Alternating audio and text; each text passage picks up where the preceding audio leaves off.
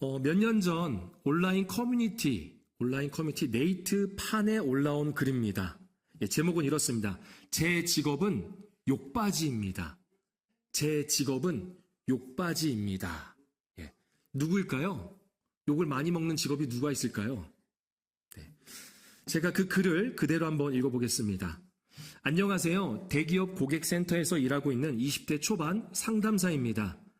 요새 콜센터로 전화를 하면 연결 전 지금 전화 받는 사람은 누군가의 어머니, 자녀라고 멘트가 나옵니다. 멘트를 들을 때 다들 빨리 상담사랑 연결되어야 하는데 왜 이런 멘트가 나오나 생각하시나요? 아니면 상담사가 얼마나 정신적인 스트레스가 심하길래 저런 멘트가 필수로 나오게 되었구나 라고 생각하시나요? 저는 현재 4개월밖에 되지 않았지만 다양한 사람들에게 다양한 욕을 들으며 매일을 간신히 버티고 있습니다. 공무원보다 편하게 앉아있는 주제에 이런 것도 못하냐? 수준 낮아서 여자랑 이야기하기 싫다. 너네가 하는 게 뭐냐? 로봇이냐? 너 한국인은 맞냐? 왜 한국말을 못 알아듣냐? 앵무새처럼 똑같은 얘기만 할 거면 닥쳐라. 쌍욕은 기본이라서 적지도 않았습니다. 최근에 욕설 등 3회 이상 반복되면 상담사가 통화를 선단절할 수 있습니다. 실제 그런 제도가 있습니다. 욕설을 3번이나 하면요, 상담사가 먼저 전화를 끊을 수가 있어요. 하지만 고객들에게 1회 욕설 자제 멘트를 말씀드리면 욕만 제외하고 그대로 폭언을 합니다. 말 그대로 욕만 빼고. 전 사실 일하며 조금은 사람들을 못 믿게 되었습니다.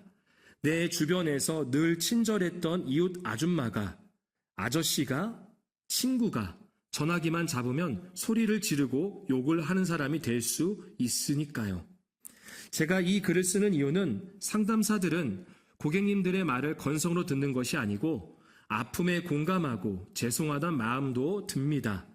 다만 상담사들에게 욕설하고 소리질러서 인격적으로 비하해서 얻어지는 건 없고 그저 한 사람이 정신적으로 우울해지고 피폐해진다는 것만 알아주세요 라고 어떠한 한 상담사가, 전화 상담사가 글을 올렸습니다. 여러분 어떤 생각이 드시나요? 저도 가끔 고객센터에 전화하면 왜 이렇게 연결이 안 되는지 모르겠어요. 너무 오래 걸려요. 막 답답하고 짜증도 나고 어쩔 때는 상담사 연결을 기다려놓고 이렇게 통화를 해놓고는 양치를 하고 갔다 왔는데 양치를 하고 왔는데도 여전히 가고 있어요. 신호음이. 그래서 그 감정을 때로는 상담사에게 표출할 때가 있습니다. 그랬던 것 같아요. 여러분들은 그런 경험이 없으십니까? 그렇다면 상담사는 상담을 요구하는 나보다 높은 사람인가요? 낮은 사람인가요? 높은 사람인가요? 낮은 사람인가요? 에이, 나보다 낮은 사람은 아니죠? 라고 말은 할 겁니다. 그래도 똑같은 사람이죠. 낮은 사람은 아니죠. 라고 말은 하지만 나보다 높은 사람이라고 생각하는 사람은 한 사람도 없을 겁니다. 그리고 은연중에 나보다 낮은 사람처럼 대할 때가 더 많다라는 겁니다. 꼭 상담사뿐만이 아닙니다. 사람을 대할 때 나보다 나이가 어리거나 재산이 적거나 덜 건강하거나 배운 게 부족하거나 하면 나보다 낮은 사람처럼 대할 때가 있습니다. 겸손하지 못한 모습이죠. 우린 겸손하지 못한 모습을 2글자로 뭐라고 하죠? 교만이라고 합니다. 교만. 오늘 본문에 나오는 제자들은 교만했습니다. 예수님은 앞으로 당하실 고난과 죽음에 대해서 그리고 부활에 대해서 말씀하셨습니다.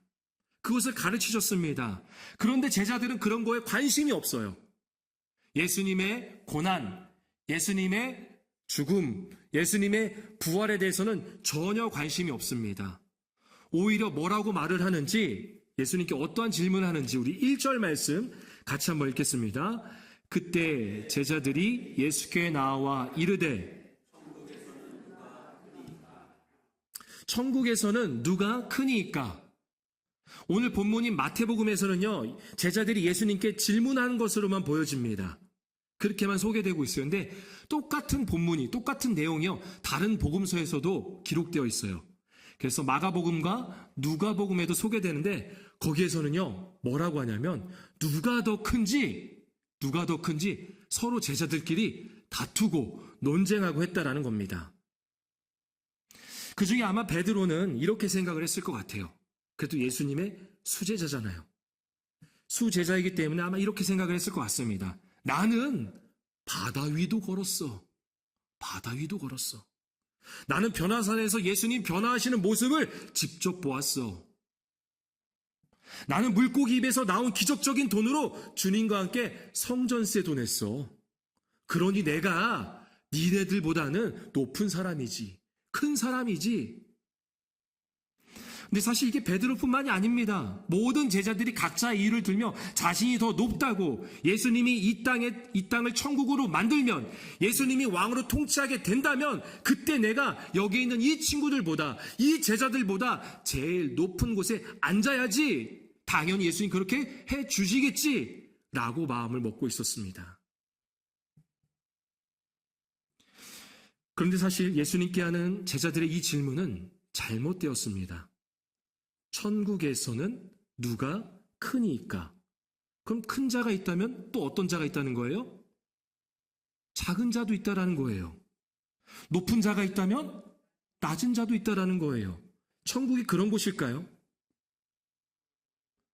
천국이 그런 곳이에요? 하나님 나라, 천국은 하나님 나라잖아요. 하나님 나라에서도 더 큰 자가 있고 더 높은 자가 있고 또 더 낮은 자가 있고 더 작은 자가 있다면 결국은 세상의 방식처럼 무한한 경쟁을 치러야 되는 거 아닙니까? 그러한 계층이 있다면, 그러한 빈부의 격차가 있다면, 그러면 다른 누구보다 더 열심히 봉사해야 되고, 전도도 더 많이 해야 되고, 옆에 있는 사람보다 헌금도 더 많이 들여서 나는 더 높은 직위, 더 높은 사람, 더 큰 사람 돼야지 라고 하는 게 진짜 천국일까요? 그게 하나님 나라일까요? 세상의 방식으로 얻는다면 그것은 하나님 나라가 아닙니다. 나의 열심과 노력으로서 어떠한 계층을 또 만들어낸다면 그것은 천국이 아닙니다. 여러분, 예수님의 마음은 어떠하셨을까요? 지금 예수님은 큰 자라고 생각하는 사람이나 작은 자라고 여겨지는 사람이나 모든 사람을 위해 당하게 될 고난과 죽음 그리고 부활을 일러주셨습니다. 여전히 천국이, 하나님 나라가 뭔지를 제자들은 깨닫지 못하고 있어요. 예수님께서 한 어린아이를 불러서 제자들 가운데 세우시고 이제 말씀하십니다. 3절 말씀 같이 한번 읽어보겠습니다. 본문 3절 함께 읽겠습니다. 이르시되 진실로 너희에게 이르노니 너희가 돌이켜 어린아이들과 같이 되지 아니하면, 당시 어린 아이는요, 여자들과 함께 무시되었던 부류입니다. 그러한 계층의 사람들이에요. 그래서 사람을 셀 때 남자만 셌어요. 성인 남자만 셌습니다. 여자나 어린 아이는 당시에 세지 않았어요. 그렇게 무시되었던 어린 아이를 불러 세우시고는 어린 아이들과 같이 되지 아니하면 결단코 절대로 반드시 천국에 들어가지 못한다고 말씀하십니다.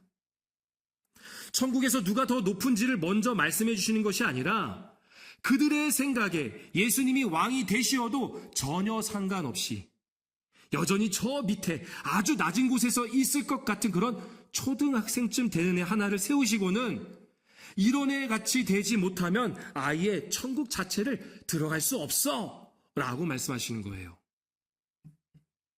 제자들에게는 엄청난 큰 충격입니다. 그래도 내 이름은 불러주실 줄 알았는데 2인자까지는 아니어도 3인자 정도는 해주셔야 되는 거 아닌가 라고 생각했는데 허영심과 경쟁의식으로 가득 찬 제자들의 마음에 정신을 차리라고 예수님이 찬물을 끼얹습니다. 우리가 보통 어린아이 하면 어떤 이미지나 어떤 단어가 떠오르죠? 어린아이. 왜 예수님이 어린아이같이 돼야 된다라고 하셨을까요? 무엇 때문에? 그렇죠. 보통 순수함을 이야기합니다. 순수함. 그거는 우리들의 해석인 거예요. 순수함은 우리들의 해석입니다.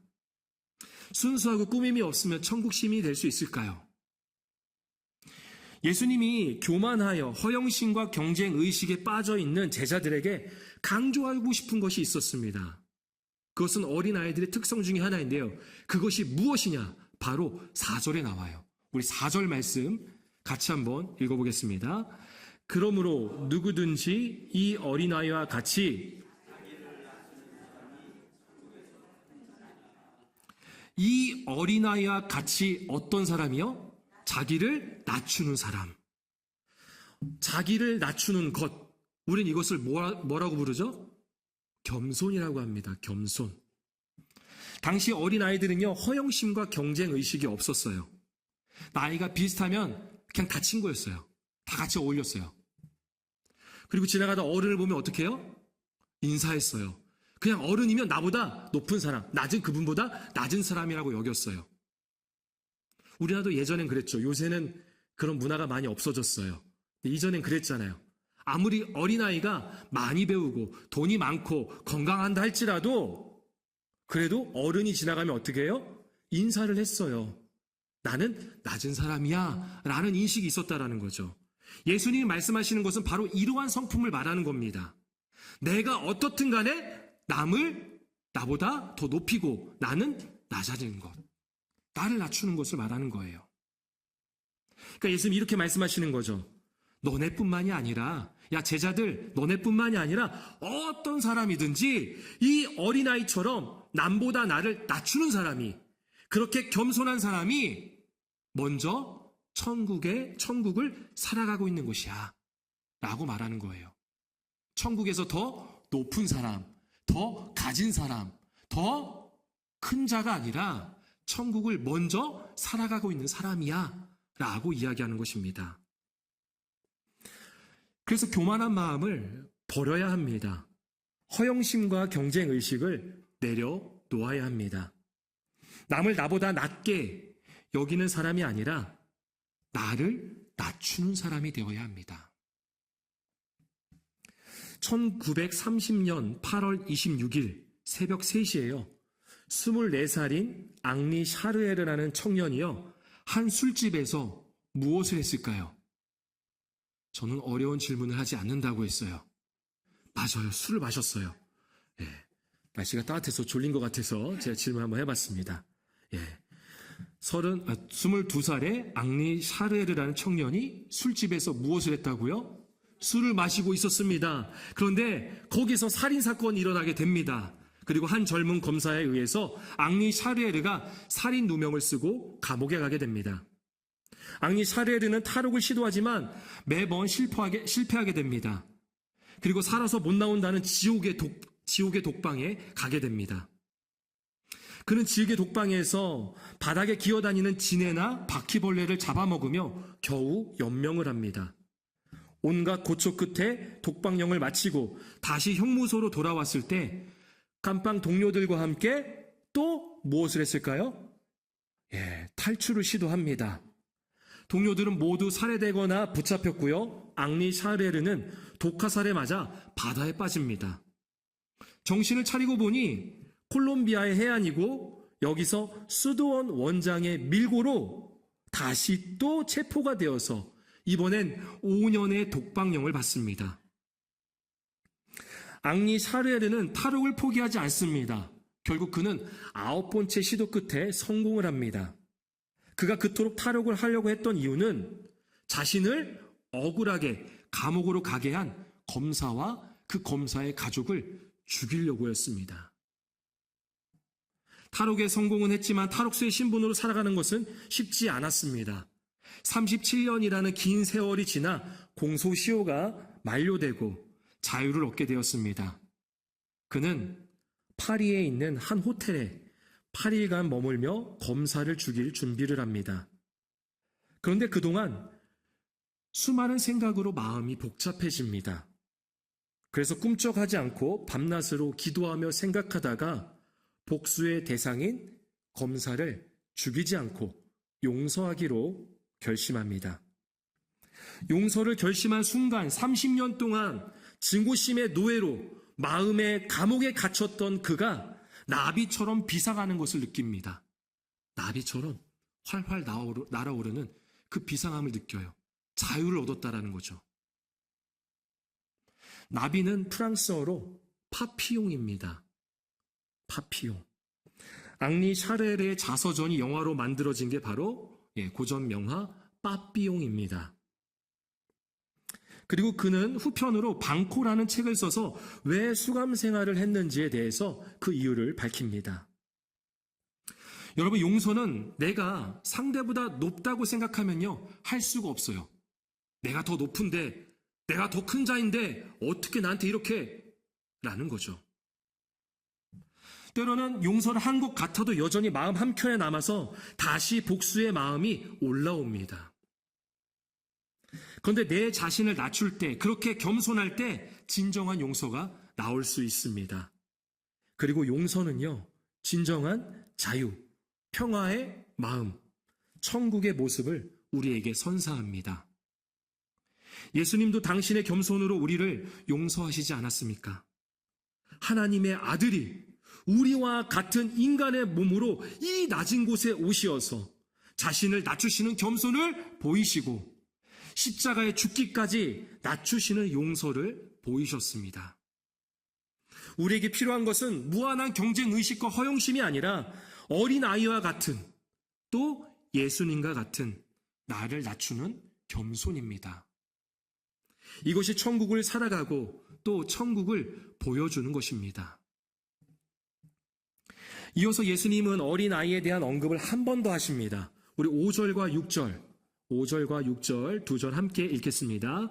또 누구든지 내 이름으로 이런 어린아이 하나를 영접하면 곧 나를 영접함이니 누구든지 나를 믿는 이 작은 자 중 하나를 실족하게 하면 차라리 연자 맷돌이 그 목에 달려서 깊은 바다에 빠뜨려지는 것이 나으리라. 말씀드렸다시피 어린아이를 영접하는 것은요, 어린아이를 섬기는 것은요, 당시의 문화로는 이해가 되지 않았어요. 말도 안 돼. 무슨 저런 어린아이들을 섬겨. 저런 아이들을 어떻게 상종해? 라는 거죠. 우리나라도 오래전에 약장수들이 있었잖아요. 요새는 약장수들이, 떴다방 있잖아요. 떴다방. 약장수 있는데, 요새는 출입이 아무나 할 수가 없죠. 근데 예전에는 약장수들이 동네에 오면 어떻게 해요? 여러 가지 막 퍼포먼스를 부립니다. 퍼포먼스, 막 행사를 보여줘요. 그리고 또 아주 재미있는 입담, 재치 있는 입담으로서 막 사람들을 모이게 만듭니다. 그럼 아이들이 재밌어서 아이들도 모이고 어른들도 막 모이게 되겠죠. 그러다가 막 아주 이제 고조의 흐릅니다. 고조로서 가다가 이제 하이라이트 때 뭘 해야 돼요? 약을 팔아야 되잖아요. 그러면 뭐라고 얘기해요? 그때 돼서 애들은 가, 애들은 가 라고 하죠. 왜요? 애들은 돈이 안 되기 때문입니다. 도움도 안 되고 돈도 안 되고 약도 안 사거든요. 어린아이들은 방해만 된다는 거죠. 어린아이들은 그런 존재였습니다. 우리나라의 이전 시대나 그리고 지금 말씀에 나오는 시대나 똑같습니다. 어린아이들은 그런 존재였습니다. 그런데 예수님은 그런 어린아이 하나를 내 이름으로, 즉 예수님의 이름으로 영접을 하면 곧 그것이 누구를 영접하는 거래요? 나를, 즉 예수님을 영접하는 거래요. 예수님을 섬기는 거래요. 그럼 어린아이만 섬기면 되는 것인가? 라고 할 수 있는데 문자적으로 볼 것이 아니라 어린아이 같이 우리가 평소 때 신경 쓰지 않았던 사람, 대화를 나누지 않았던 사람, 조용히 다니는 사람, 아니면 소외된 사람들, 그런 사람들까지도 섬기라는 의미입니다. 반면에 이런 작은 자와 같은 어린아이를 실족하게 하면 차라리 무엇을 매라고 하죠? 연자 맷돌을 목에 매달아서 깊은 바다에 빠져 죽으라고 말합니다. 고대에서는요, 중범죄를 저지른 사람들에게 했던 그런 처형 방식입니다. 그러니까 시체조차도 찾지 못하게 하는 거예요. 무엇보다 예수님이 말씀하시는 연자 맷돌은요, 가정용 연자 맷돌이 아닙니다. 가정용 맷돌 아시죠? 한 30에서 40cm 되는 지름이 요 정도 되는 맷돌입니다. 이런 맷돌을 말하는 게 아니라 영업용 맷돌을 말하는 거예요. 사진에 나오는 나귀가 끄는, 짐승이 끄는 큰 맷돌. 이 맷돌의 무게가 무려 약 2톤 정도 되었다고 합니다. 이런 돌을 목에 메고 바다에 빠진다면 시체조차 찾을 수가 없겠죠. 그러니까 예수님은 예수님을 믿는 사람 중에 대화도 별로 없고 영향력도 없을 것 같은 그 한 사람이라 할지라도 그 사람의 믿음을 잃게 만들거나 죄를 짓게 만드는 것은 아주 무거운 죄라는 거예요. 진짜 그럴 바에는 죽어라 라는 것이 아니라 그만큼 공동체의 신앙을 해치는 것이 아주 무거운 죄임을 강조하고 계시는 겁니다. 예수님도 우리를 위해 십자가에서 죽기까지 섬기셨습니다. 우리가 예수님을 섬긴다고 하면서 나에게 이득을 줄 수 있는 사람 또는 나랑 친하거나 내가 편한 사람만 섬긴다면 오늘 예수님이 하신 말씀을 우리는 되새겨 봐야 합니다. 예수님은 아무도 신경 쓰지 않고 거들떠보지 않은 어린아이와 같은 사람을 예수님을 대신해서 우리가 섬기기를 원하십니다. 그것이 곧 누구를 섬기는 거라고 말씀하셨죠? 예수님을 섬기는 거라고 하셨어요. 그리고 공동체 안에 혹시 내가 실족하게 한 사람이 있지 않은가 생각해 보시길 바랍니다. 교회 내에서, 가정에서, 직장에서 나의 교만함으로 인해 허영심과 경쟁의식으로 인해 그 사람에게 죄를 짓게 만들거나 아니면 믿음을 잃게 만들진 않았는지, 예수님이 나를 위해 어떻게 섬기셨는지를 기억하며 실족하게 하는 사람이 아닌 오히려 섬기는 사람이 되기를 소망합니다. 말씀을 정리합니다. 미국의 사회운동가였던 헬렌 켈러라는 사람이 있습니다. 아마 한 번쯤 이름을 들어보셨을 겁니다. 헬렌 켈러. 헬렌 켈러는 태어난 지 19개월 만에요. 성홍열과 내막염에 걸려서 결국 평생 시각장애와 청각장애를 안고 살아갔습니다. 쉽게 말해서 볼 수도 없고 들을 수도 없고 말할 수도 없는 거예요. 그런데 그녀의 가정교사로 앤 설리번이라는 사람이 들어오게 됩니다. 앤 설리번은 사랑과 인내로 의사소통을 가르칩니다. 어떻게 말을 할 수 있는지를 손바닥에 쓰면서 가르쳐줘요. 하나하나 천천히. 그리고 어떤 느낌인지. 물, 워터, 차가운 거예요. 이게 차가운 느낌이에요. 이게 물이에요. 이런 것을 하나하나 사랑으로 인내로 가르쳐줍니다. 1888년 4월 16일은 8살이 된 헬렌 켈러가 처음으로 교회에 나간 날입니다.